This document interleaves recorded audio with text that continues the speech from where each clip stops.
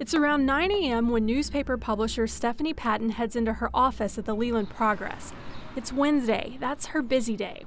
Today is newspaper day, when the paper gets delivered from the printer. Stephanie runs the 120-year-old newspaper in Leland, Mississippi.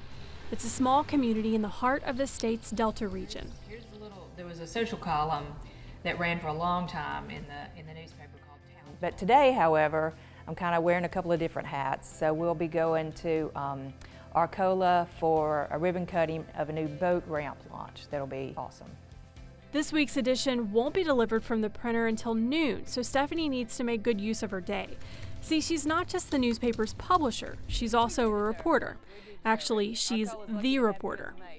What's your staff like? You're looking at her right now. I'm the editor, the publisher, the salesman, the janitor, the mailroom, the intern, the designer, and I'm it. This is it. She heads down to neighboring Arcola to get the boat ramp story for next week's issue. Locals are excited about this ramp. It gives them easier access to enjoy Deer Creek. These are not the stories you would see in a typical city daily paper. Probably not. I guess not. Well, shame on them for not having stories like that. In a day when newspapers are endangered, the Leland Progress is thriving. Stephanie bought the paper in 2011. Since then, the small community newspaper has taken a different approach to journalism than most others. For one, you won't find any national wire stories. You're never going to find anything in there about national news or world news, or even not a whole lot of state news unless Leland is somehow looped in. You may think that in a town of 4,200 people that Leland sees its fair share of slow news days, but if you've spent any time in a small southern town, you know that there are few secrets and news travels fast. How would you describe the community of Leland? It's a great representative of the whole Mississippi Delta because there's a little bit of everything. You have a wide variety of cultures that are kind of melted together here, Italian, Lebanese, Chinese. It's just a little bit of everything, and there's a bunch of characters mixed in there that makes it a lot of fun, and that also makes it good for the newspaper business. The Delta is known for tending to everybody's business, so we like to know what's going on. Charlotte Buchanan is the Progress's lifestyle columnist. She holds a position eliminated from a lot of larger news organizations. I write about the Delta, I write about people in the Delta, the things that I know best.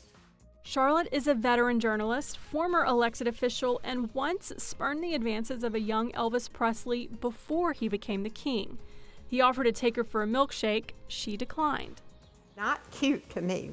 Charlotte finds inspiration for her weekly column from the community around her. This week I wrote about kindness. There was a little girl from out of town who was involved in an accident, and a man stopped and helped the mother and the child. And then I wrote about a little boy who's just 10 years old, and I wrote about him getting the kindness award at his school. These two interact like they've known each other a lifetime. While Charlotte's a product of the Delta, Stephanie is not. She grew up in Louisiana and spent most of her career working for Southern Living in Birmingham. That's where she met her husband. He is from Leland, Mississippi. We decided to move closer to family, so we picked up from Birmingham, moved to Leland, not knowing what we were going to do, but just had a lot of faith that things would work out, and I ended up buying the community newspaper.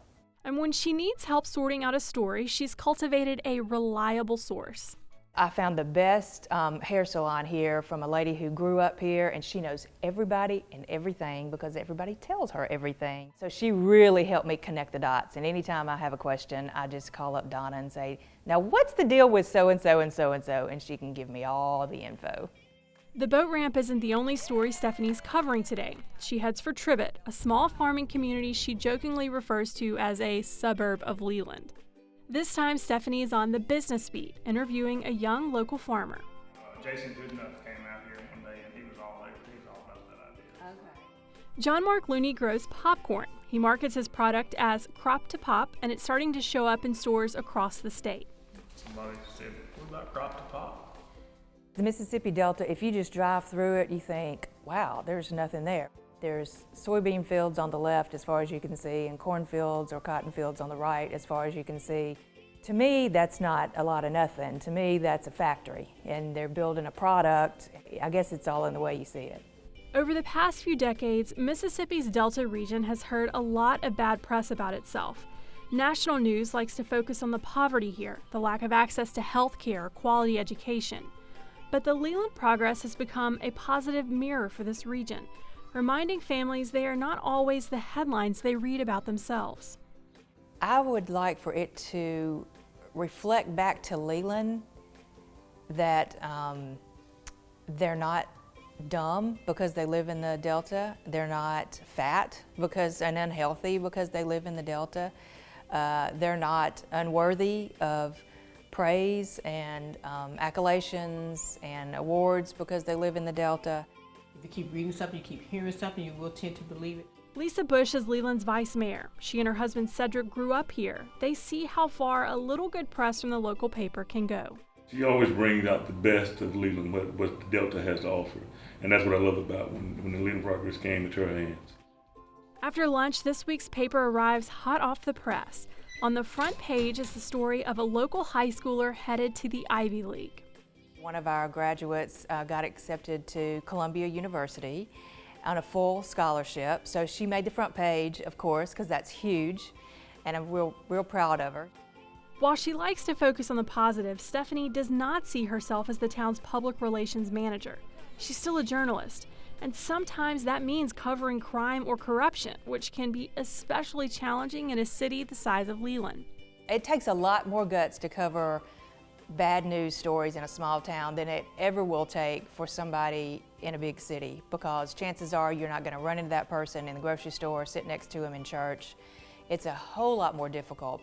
It also makes me adamant about getting the facts right. Wednesday afternoon, it's time for Stephanie to assume the circulation role. She hand delivers papers to newsstands around the community and to an assisted living facility a few towns over. Stephanie doesn't want anyone to miss their paper because they won't be able to get this news from any other source. There is no one else out there that's going to cover the local news like a local community newspaper, and that's my role, is to make sure that Leland has a voice. Small town gossip can always be counted on, but for the folks in Leland, local journalism will be there to set the story straight.